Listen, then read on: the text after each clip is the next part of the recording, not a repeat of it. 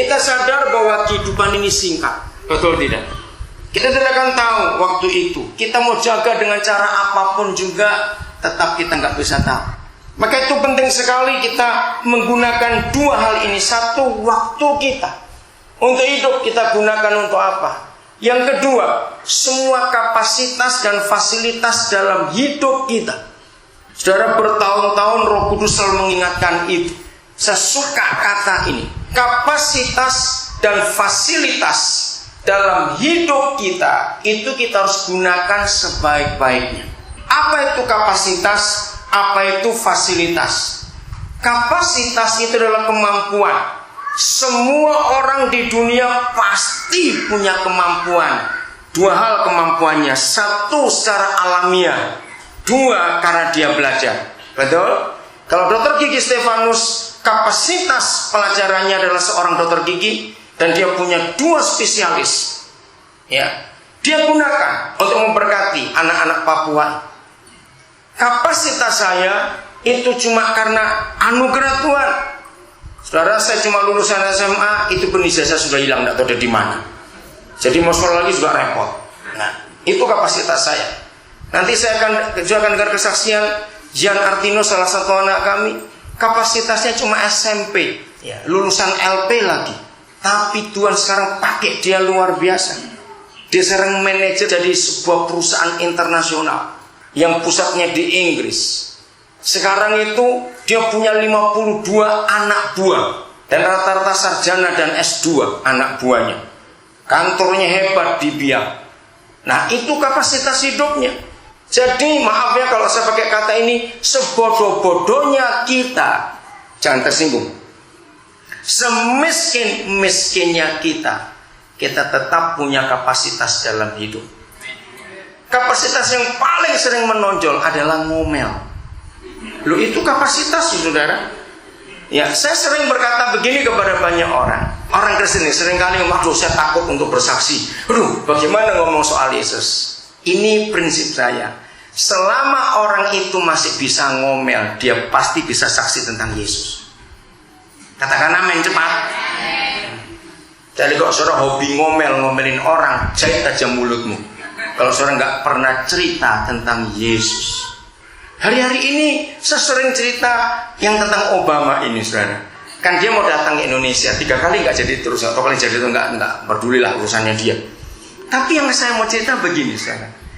Teman-teman SD-nya dulu, bisa bayangkan kalau kita dengar berita di TV, mereka itu sekarang pada ditanyain orang-orang, apa pengalamanmu dulu waktu SD dengan Obama? Pernah dengar nggak wawancara mereka itu? Nah, bukan saya mau menjelekkan, tapi itulah manusia. Pasti mereka akan ngarang-ngarang tambah-tambahan lagi cerita itu. Loh, kira-kira ya atau tidak? Pasti. Nah, kedua, guru-gurunya, mantan gurunya juga bangga bukan pernah ngajari anak hitam satu itu. Mereka nggak pernah nyangka kalau salah satu murid yang akan jadi presiden. Pasti mantan-mantan guru Obama pun nggak habis-habis ceritanya kalau ketemu orang. Padahal mereka ketemu kan cuma sebentar. Nah, maka itu kan kurang ngajar kalau kita ini orang Kristen yang katanya tiap saat ketemu Yesus, tapi nggak pernah punya bahan untuk ngomong dia. Tapi kalau ngomongin orang nggak habis-habis banyak. Sampai lanjut besok sudah malam kita ketemu lagi. Wah, itu kurang ajar, betul itu. Nah, saya tidak tahu saudara tertawa itu karena tertawakan diri sendiri atau gimana, saya tidak tahu. Nah, itulah kapasitas hidup kita. Kalau saudara nggak punya duit, nggak takut karena masih punya mulut untuk bisa ngomong. Amin. Saya lagi cari kabar ini, siapa yang beli rumah di Menteng, mantan rumah bapak tirinya Obama. Ya, kan seringkali syuting di TV rumahnya jelek betul. Saya tanya kepada saudara, kira-kira kalau saudara pemilik rumah itu, lalu ada orang mau beli, kasih nggak? Nggak akan. Karena itu rumah bersejarah. Apalagi Obama sempat ngomong dia mau kunjungi bekas rumah itu. Wah, yang punya rumah seorang kayak apa? Walaupun dia nggak pernah ketemu Obama, karena nggak tahu rumah itu sudah pindah tangan ke berapa kali, tapi yang punya rumah itu pun sekarang tetap punya bahan untuk cerita. Ya atau tidak? Maka itu jahat kalau kita ngaku Kristen gak pernah ngomong tentang Yesus dalam hidup kita. Kita punya kapasitas dalam hidup kita yang kita bisa pakai. Jadi temukan, saya ulangi lagi, sebodoh-bodohnya kita, semiskin-miskinnya kita, dalam diri kita masing-masing tetap punya kapasitas. Apalagi yang sudah sarjana, sudah punya kapasitas. Kembangkan kapasitas itu. Jangan hanya untuk diri sendiri saja. Yang kedua, fasilitas. Masing-masing kita punya perbedaan fasilitas. Bahkan sama dalam hidup ini, seperti kapasitas ada dua hal, fasilitas juga ada dua hal. Ya. Fasilitas yang pertama itu muncul dari diri kita sendiri. Maka itu tidak perlu orang itu harus sekolah dulu baru dari sukses dan kaya, tidak. Di dunia kita banyak ketemu orang-orang gak sekolah tapi sukses dan kaya, karena dia bisa menggunakan fasilitas hidupnya dengan baik. Lalu yang kedua, fasilitas yang karena kepercayaan orang lain. Ngerti kata itu? Maaf kalau saya ceritakan ini seperti yang saudara lihat, pelayanan pasar bisa seperti ini, karena saya diberi hikmat oleh Tuhan untuk mengelola fasilitas orang lain. Ngerti nggak kata ini, saudara? Saudara tahu saya bukan pengusaha, saya nggak punya usaha apa-apa, tapi ada anak-anak Tuhan yang digerakkan Tuhan untuk fasilitasnya saya kelola, sehingga bisa jadi seperti ini. Maka itu kalau saudara nggak punya fasilitas secara nyata, fisik yang kelihatan, entah itu uang atau materi apa saja, jangan pernah putus asa. Tetap dalam diri kita masing-masing ada fasilitas. Apalagi kalau saudara punya fasilitas dari pemerintah, dari hal apa saja, ayo kita gunakan itu. Itulah anugerah Tuhan yang luar biasa. Maka itu hari ini setiap orang biarlah sadar, semiskin apa saudara, sekaya apa saudara, segagal apa saudara, sesukses apa saudara, masing-masing kita harus bisa menggunakan kapasitas dan fasilitas kehidupan ini. Amin.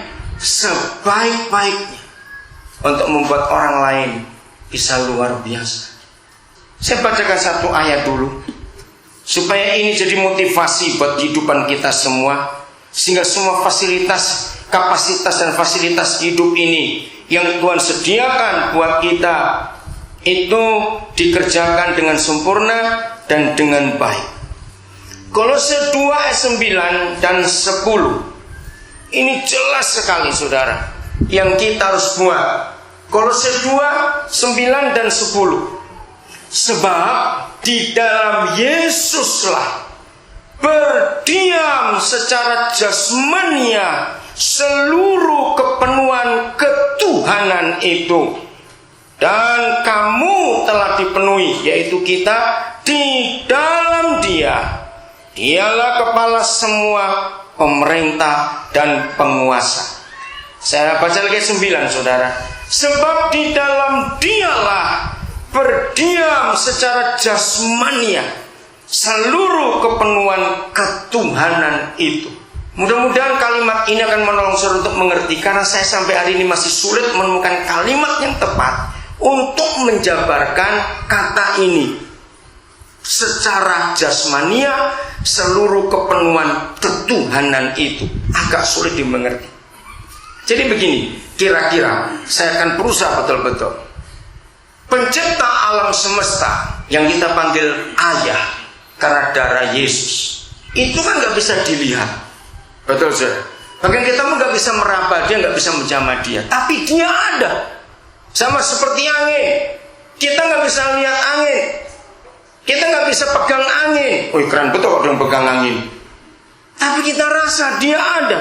Tapi kita gak tahu bentuknya seperti apa, warnanya seperti apa. Nah, gambaran tentang ayat di surga seperti itu. Bagaimana kita bisa melihat dia? Bagaimana kita bisa tahu dia? Nah, Yesus Tuhan, sebab di dalam Dialah adalah Kristus Yesus Tuhan kita, berdiam secara jasmania secara kemanusiaan, secara fisik, secara kasat mata, secara utuh yang manusia bisa lihat di dalam Yesus lah. Kita sadar bahwa kehidupan ini singkat, betul tidak? Kita tidak akan tahu waktu itu. Kita mau jaga dengan cara